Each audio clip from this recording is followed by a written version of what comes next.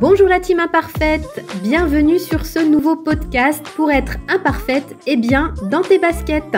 Je suis Alexia Gilbert, je suis coach en psychologie positive et à travers ce podcast, je vais te donner plein de conseils et d'astuces pour être bien dans ton quotidien, retrouver ta joie de vivre et ta pétillance. Alors si ça te tente, écoute les épisodes. Bonjour ma chère team imparfaite, eh bien nous voici dans le premier podcast de cette année. Alors, j'ai envie de commencer en vous souhaitant une bonne et merveilleuse année, dans l'amour de vous, tout simplement, dans l'alignement et la sérénité. Je sais que ça va secouer dans cette année 2022 et que l'on risque de vivre des cycles, des hauts, des bas. Mais finalement, comme je vous le dis souvent, c'est exactement comme le processus de la nature, comme tout ce que l'on peut observer autour de nous, et aussi que tout finit par passer. Donc soyez patient, patiente, essayez de vous connecter surtout à votre joie et à votre capacité d'émerveillement, des petites choses de la vie, un rayon de soleil, un petit café que vous allez prendre avec un ami ou une amie, mais vraiment d'être dans votre alignement, dans votre cœur et de rester en effet aligné avec vous, avec ce que vous souhaitez, ce que vous avez envie de vivre dans cette vie, parce que la chose la plus importante à se rappeler, c'est que nous sommes en vie, nous sommes vivants et cela, c'est un cadeau qu'il faut chaque jour honorer. Donc pour vivre tout cela, je vais vous parler de l'année à venir et de ce que vous désirez, ce que vous espérez et ce que vous avez envie de vivre. Parce que très souvent, on ne prend pas le temps de se poser, de faire le bilan déjà de l'année 2021, mais surtout de se dire qu'est-ce que j'ai envie de vivre en 2022. D'ailleurs, je vous amène à vous poser cette question. Est-ce que vous avez pris ce temps, peut-être 1 heure, 2 heures ou un peu plus, pour vous dire tiens, qu'est-ce que j'ai envie de vivre, qu'est-ce que j'ai envie de faire en 2022 ? Et déjà, vous allez voir qu'on ne s'accorde même pas ce temps-là. Alors moi, personnellement, je l'ai pris parce que, comme vous l'avez peut-être vu sur les réseaux sociaux, déjà, j'ai une routine qui est le bocal à bonheur. En début d'année, j'ouvre un bocal, un gros bocal en verre, et à l'intérieur, je mets des post-it avec toutes les petites choses, les petits bonheurs que je vis dans ma vie quotidienne. Parce que sinon, à la fin de l'année, on va se rappeler des gros événements que l'on a vécus, des grosses choses, j'ai envie de dire, comme un voyage, des vacances. Mais on ne va pas se rappeler tous les petits bonheurs, et pourtant, la vie, c'est une somme de petites joies, de petites choses, de petits bonheurs. Alors, je les écris au fur et à mesure sur mes post-it avec la date et j'ai un rituel. En fin d'année, le 31 décembre, j'ouvre tous mes post-it de l'année et comme ça, je peux voir, comprendre, me rappeler, me souvenir de tout ce que j'ai vécu durant l'année qui vient de s'écouler. Et je vous assure que c'est souvent un grand moment d'émotion avec des larmes parce que du coup, je me remémore toutes ces petits moments de douceur qui ont été extraordinaires pour moi. Donc je vous propose déjà d'ouvrir votre bocal à bonheur et de le faire tout au long de l'année, vous verrez. Ça rejoint un petit peu ce que propose Florence Servan-Schreiber avec ses 3 kiffs par jour. Alors, vous n'êtes pas obligé de faire ça tous les jours, mais au moins 2 ou 3 fois par semaine, vous verrez que c'est super chouette. Ensuite, on va parler de bonnes résolutions. Et pourquoi vous ne tenez pas vos bonnes résolutions ? Parce que je suis certaine que toutes les bonnes résolutions que vous prenez, vous les abandonnez au bout de 3 semaines maximum. En tout cas, moi, ça a été comme ça pendant de longues années. Et puis aujourd'hui, je fais différemment. Et c'est ça que je veux vous partager aujourd'hui. Donc peut-être qu'au 1er janvier ou au 2 janvier, vous vous êtes dit, bon, voilà, j'ai fait le bilan de mon année et je vais préparer mes bonnes résolutions. Donc je décide de maigrir, je décide de faire du sport tous les 2 jours, je décide de me coucher plus tôt, je décide de lire plus de livres. Je ne sais quoi d'autre.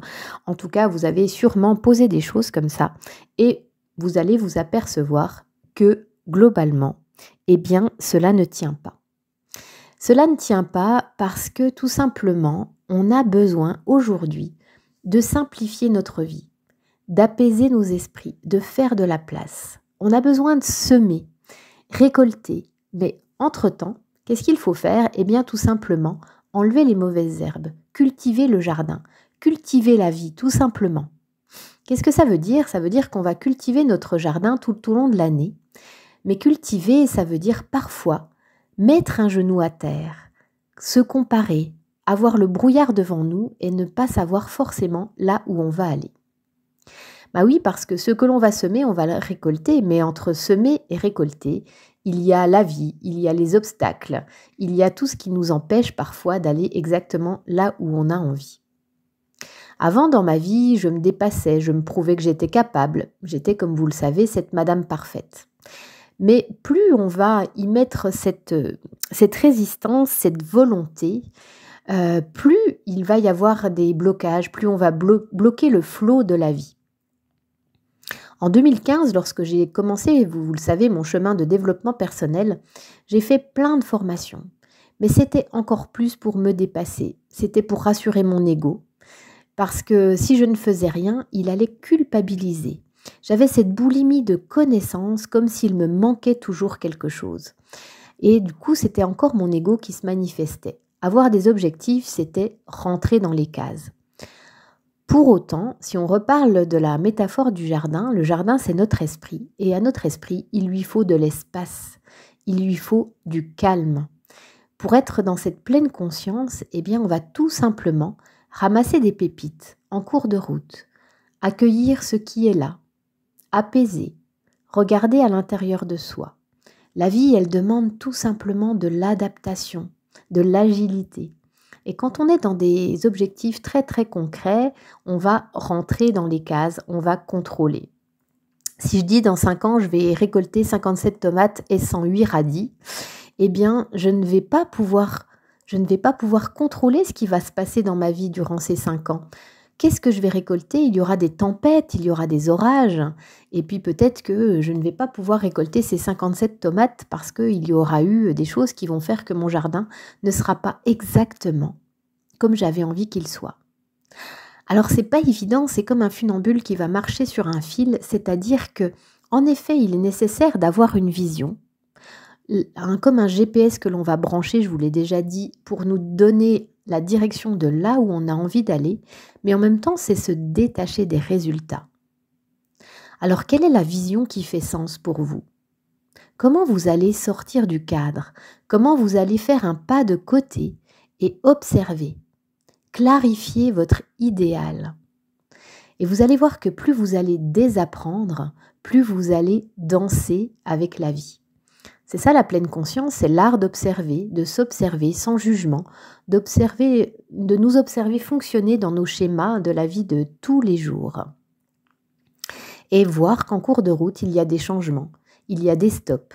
Et c'est ça le rôle de la vie, c'est de répondre à nos besoins. De quelle façon vous allez pouvoir créer le bonheur avec ce que vous avez là, en ce moment, ce qui est déjà là, ce que vous avez déjà, voir en quoi vous êtes privilégié. Souvent, on se complique notre existence. Et partir avec ce que nous avons en ce moment, c'est déjà très très important. Parce que vous savez, je vous l'ai déjà dit aussi, ce à quoi on résiste persiste. Alors notre job, nous, en tant qu'êtres humains, c'est d'accueillir ce que la vie nous emmène, de transcender. Observez la nature et elle s'adapte continuellement. Donc vous, également, comment vous allez pouvoir vous adapter et faire que vous ayez une vie pleine de sens. La question que j'ai envie de vous poser, c'est qu'est-ce qui est à l'agenda de votre âme en ce moment ? Allez marcher dans la nature, allez vous connecter avec la nature, avec les arbres, avec les éléments. Et du coup, de se détacher des résultats, mais par contre, de sentir à l'intérieur de vous quel est votre idéal de vie. Peut-être avez-vous envie de changer une relation. Peut-être avez-vous envie tout simplement de cultiver votre jardin, de savourer la vie, ici et maintenant, d'avoir un autre job, tout simplement. En tout cas, de sortir du jugement, parce que vous savez que le jugement n'est pas un bon carburant. Alors, ce que je vous propose, tout simplement, c'est d'essayer de chercher quelle est votre intention qui va vous guider tout au long de l'année. Quel est le mot phare, moi j'aime bien parler de mot phare, qui va vous amener à faire vivre exactement ce que vous avez envie d'avoir dans cette année 2022. Pour moi, le mot que j'ai trouvé, c'est l'ouverture. Comment je vais amener plus d'ouverture dans ma vie ? Et chaque jour, du coup, je vais me demander, tiens, aujourd'hui, Comment je vais me connecter à cette ouverture? Alors ça va pouvoir être vivre une nouvelle expérience, goûter un nouveau plat, aller vers une nouvelle personne et essayer de trouver un petit peu ce mot phare. Alors vous allez vous lâcher, écrire tout ce qui vous vient à l'esprit, d'accord? Et vous allez faire une liste de mots qui vont peut-être vous inspirer, vous impacter, et puis vous dire quel est le mot que je vais garder pour pouvoir m'amener à jardiner justement sans contrôler les résultats. Alors je vais vous aider à vous donner quelques petites questions comme ça pour vous aider à trouver votre mot. C'est comme si vous alliez faire une sorte de contrat avec vous-même. Donc, qu'est-ce que vous retenez là de ce que j'ai dit dans ce podcast qui est le plus important pour vous? Quel est votre rêve le plus cher? Qu'est-ce qui ferait que vous puissiez vous dire quand, à la fin 2022, vous avez vécu une bonne année? Qu'est-ce qui rendrait votre vie? Écrivez les 3 choses qui rendraient votre vie délicieuse en 2022.